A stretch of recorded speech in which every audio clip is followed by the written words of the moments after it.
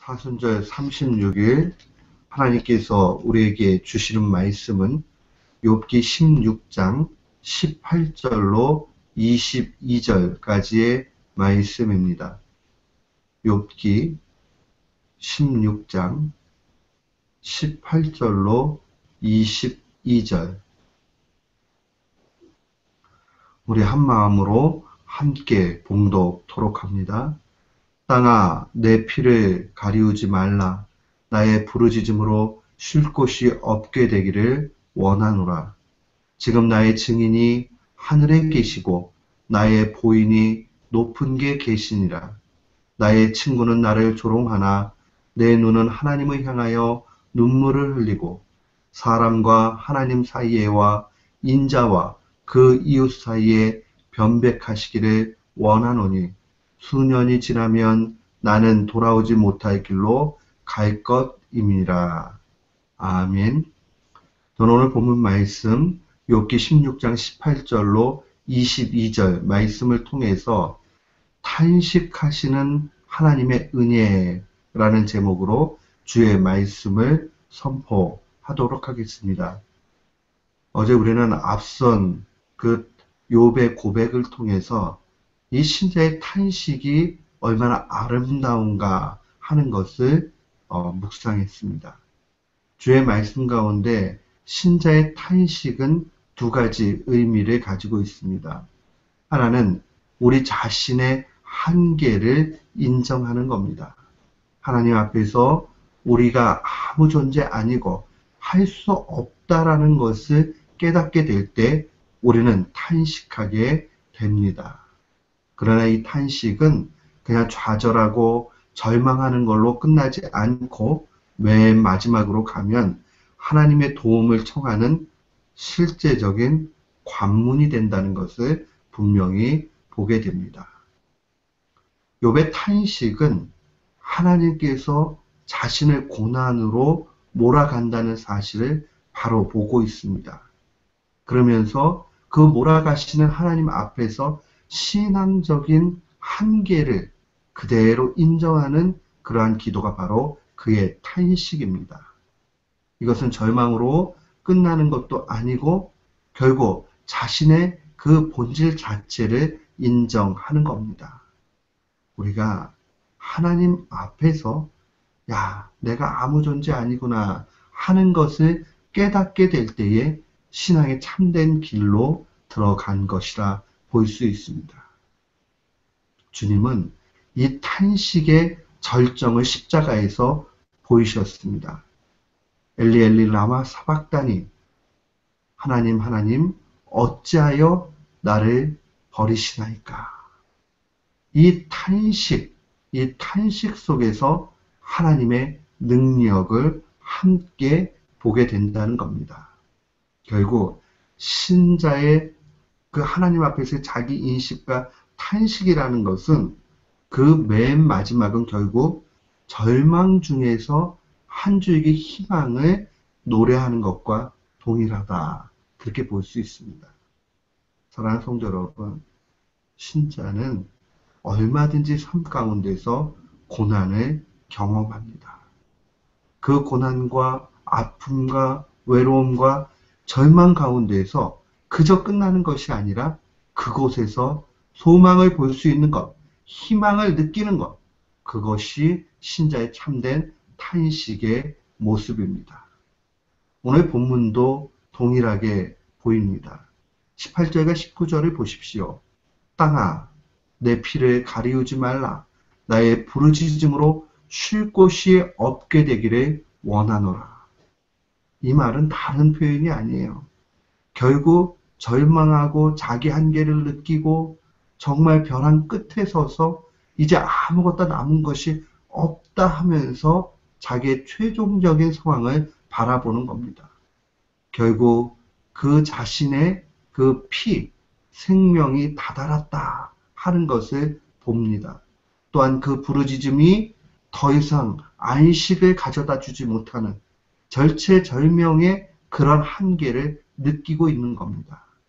그런데 이 18절까지만 가면 이것은 세상 사람이나 신자나 동일하게 느끼는 고난의 태도입니다. 근데 19절로 가면 여기서 희망을 보게 됩니다. 지금 나의 증인이 하늘에 계시고 나의 보인이 높은 데 계시니라. 이 보인이라는 말은 보호하시는 분이다, 그런 뜻입니다. 결국 19절에서 자신을 변호하고 도와주실 분이 하늘에 계심을 확신하고 있다는 겁니다. 18절과 19절은 한마디로 정말 인생의 벼랑 끝에 몰렸을 때에 그가 하나님 외에는 이 모든 것들을 해결할 자가 아무도 없다라고 하는 그러한 신앙적 소망의 그 표현이다 하는 것을 보게 됩니다. 하나님 외에는 해결자가 없다는 겁니다. 사랑하는 성도 여러분, 이게 우리가 평안할 때도 말로는 나옵니다. 아, 하나님밖에 없지요.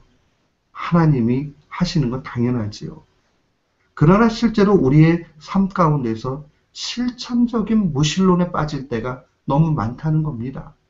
하나님만이 구원자이고 하나님만이 하신다라고 확신하지만 실제 우리의 삶 속에는 부정될 때가 많다는 겁니다.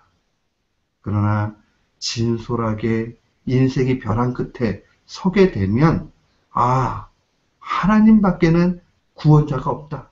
이 문제를 해결하실 분이 없다 하는 것을 밝히 보게 됩니다.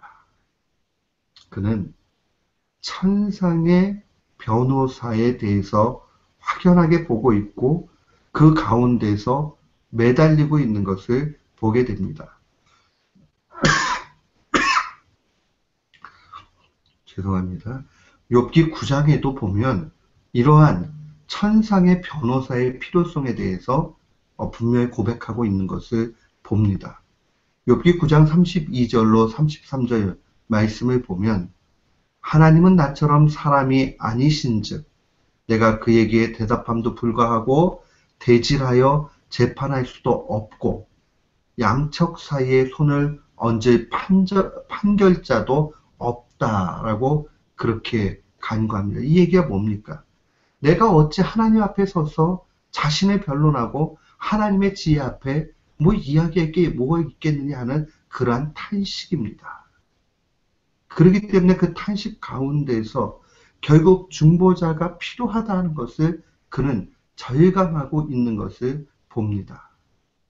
앞으로 우리가 주의 말씀을 보겠지만 이 욥기 19장 25절에 보면 그 중보자가 계시다는 것을 확연하게 분명히 욥이 보고 있는 걸 봅니다. 내가 알기에는 나의 구속자가 살아계시니 후일에 그가 땅 위에 서실 것이라. 그 중보자께서 결국 구속의 능력 가운데 인도해 주신다는 것을 분명히 봅니다. 여기서 내가 알기로는 나의 구속자가 살아계시니 라는 이 구속자라는 말이 이 33장 23절로 가면 해석자라고 나옵니다. 이 해석자라는 말은 대변자입니다. 나를 대변하실 분이 분명히 계시다라는 것을 봅니다. 그는 20절로 그렇기 때문에 그 하나님 앞으로 나아갈 수 밖에 없음을 고백합니다. 나의 친구는 나를 조롱하나 내 눈은 하나님을 향하여 눈물을 흘린다. 하나님을 향하여 눈물을 흘린다. 얼마나 아름다운 모습입니까? 절망 가운데 놓이지만은 그러나 끝까지 하나님 앞에 매달리는, 그래서 하나님 앞에 해결받고자 하는 그 모습이 욥에게 있습니다. 그런데 이 천상의 구속자를 향한 눈물 흘림, 철저한 자기 처신을 구속자에게 맡기는 것, 이 아름다움보다 더 아름다운 것이 말씀 가운데 숨겨져 있습니다. 히브리서 4장 15절 말씀에 보면 예수 그리스도 우리의 진정한 대제사장에 대해서 증거합니다. 우리에게 있는 대제사장은 우리 연약함을 체휼하지 아니하는 자가 아니요 모든 일에 우리와 한결같이 시험을 받은 자로되 죄는 없으시니라. 대제사장이신 예수 그리스도께서 우리의 고난에 체휼하신다는 겁니다. 체휼한다는 말은요, 똑같이 고난받는다 이런 의미를 가지고 있어요. 우리는 너무 힘들고 외롭고 절망 가운데 놓이면 세상에 나 혼자인 것 같이 그렇게 생각이 듭니다. 근데 그 순간에도 체휼하시는 대제사장 우리 주 예수 그리스도께서 우리와 함께 하시고 같이 고난 가운데 신음하신다는 겁니다. 이게 얼마나 귀합니까? 우리가 홀로 있는 것 아니고 하나님이 우리와 함께 하신다는 겁니다. 하나님이 우리와 함께 하시고 우리를 붙잡아 주시고 우리를 인도해 주신다는 이것이 얼마나 큰 하나님의 사랑인가 하는 것을 바라봐야 됩니다. 그런데 말씀은 체휼하시는 예수 그리스도의 그 모습을 더욱 구체적으로 크게 우리를 향해서 보여줍니다. 로마서 8장에 보면 이 8장의 내용이 우리로 하여금 얼마나 큰 위로를 가져다 주는지 모릅니다. 로마서 8장 34절은 증거합니다. 누가 정죄하리요? 죽으실 뿐만 아니라 다시 살아나신 이는 그리스도 예수시니 그는 하나님 우편에 계신 자요 우리를 위하여 간구하시는 자시니라. 오늘도 이 예수 그리스도께서 하나님의 우편 보좌의 높으신 곳에서 우리를 위해서 간구하고 계시다는 겁니다. 욥이 신음하고 고난당하고 절망 가운데 놓이고 아무런 소망 발견하지 못할 때에도 이 예수 그리스도께서 간구하시고 붙잡아 주신다는 겁니다. 우리에게도 동일합니다. 우리가 고난당하고 외롭고 슬프고 절망에 빠져 있을 때에 우리 홀로 있는 것 아니라 우리 주 예수 그리스도께서 친히 하나님 우편에서 우리를 위해서 간구하시는 것을 정말 잊지 말아야 됩니다. 우리를 위해서 힘써 간구하는 그 주님 바라봐야 합니다. 마치 이 유도 경기 같은 데를 보면 이 매트 위에는 선수가 가지만은 그 바깥 사이드에는 이 코치가 그렇게 앉아 있잖아요. 이 감독들이 앉아 있는 자리에서 그 기술이 들어갈 때마다 같이 싸우듯이 그 집중하면서 그 일들에 대해서 같이 그냥 나아가는 거 보면 과연 누가 싸우고 있는가 그런 생각이 들 때도 있습니다. 마치 하나님이 우리와 더불어서 이와 같이 하십니다. 성자께서 하나님의 보좌에서 그 높은 보좌에서 우리의 이름을 불러주시고 우리를 위해서 간구해 주시는 것이 얼마나 큰가 하는 것을 기억해야 됩니다. 우리는 때때로 살아가면서 힘들 때에 우리를 위해서 고생하시는 그러한 부모님의 은혜를 생각할 때 힘이 날 때도 있습니다. 하물며 천지 만물을 창조하신 그 하나님, 예수 그리스도께서 우리를 위해서 간구하신다 하는 것은 작은 일이 아닙니다. 또한 로마서 8장 26절은 더욱 우리로 하여금 놀랄 만한 광경을 보여줍니다. 이와 같이 성령도 우리의 연약함을 도우시나니 우리는 마땅히 기도할 바를 알지 못하나 오직 성령이 말할 수 없는 탄식으로 우리를 위하여 친히 간구하시느니라. 성령님이 탄식하며 기도하신다는 게 얼마나 큰 위로가 됩니까?